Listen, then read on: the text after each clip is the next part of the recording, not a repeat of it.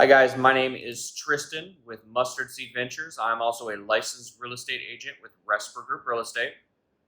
So today what we're going to be talking about is on episode 7, the contract to purchase. So we're going to be talking about how we fill out a contract and what that looks like. Now most of you by now do have a real estate agent already, and that's totally fine. They will fill out this contract for you. But we're going to go over it a little bit so you understand what it looks like. Now this here, as you can see above me, is a contract to purchase real estate. This is an Illinois contract.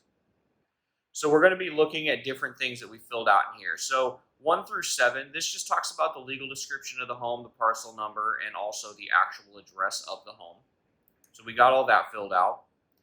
And then line 21, so we figured out on a purchase price of $30,000.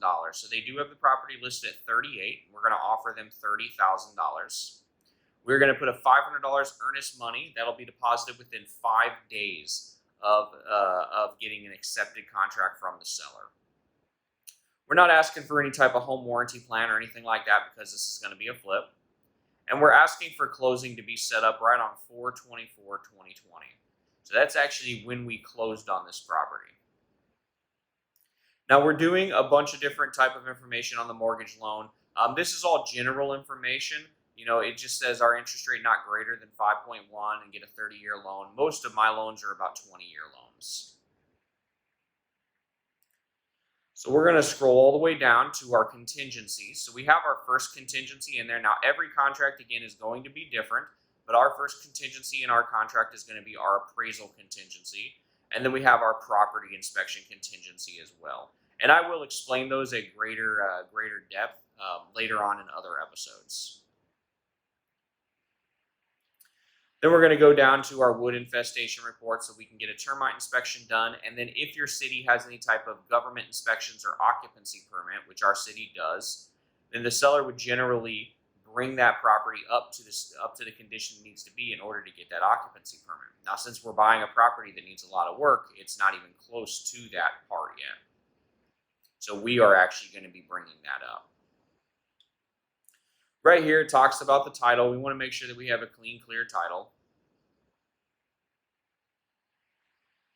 And then we're just going to keep going down and scrolling through the whole contract so you guys can kind of see what an actual contract looks like.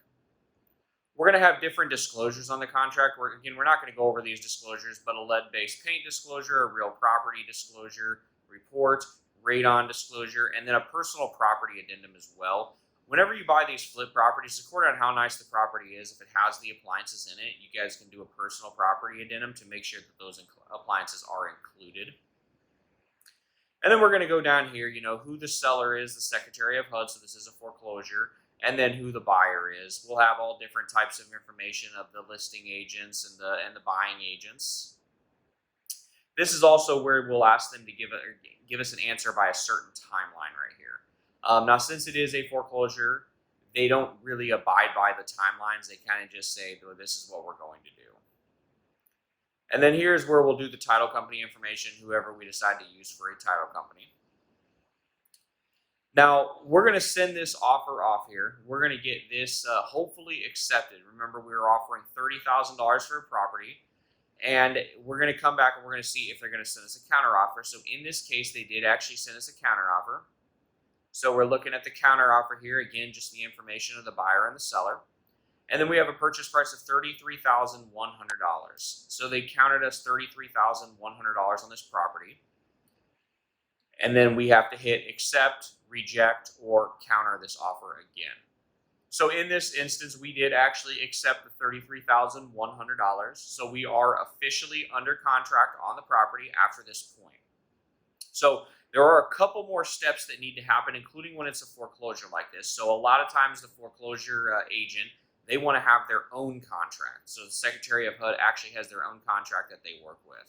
So they're going to send that contract out to you with everything that we have detailed in this board contract here. And they're going to ask us to sign it all and get it all figured out. And then we're going to send it back to them. They're going to sign it. Once they sign it, then we will have a fully executed contract to be able to send to our lender to start getting our lending done. Or if you're paying cash, to go ahead and start getting the process of doing your inspections. So I hope this video was of help to you. And this kind of showed you how it looks like to actually write a contract on a property. If you guys can subscribe and like my YouTube channel and also share this on all your social media platforms. And stay tuned for our next episode. We're actually going to be talking to a few different inspectors to see what their take is on the inspection process. Thank you, and you guys have a great day.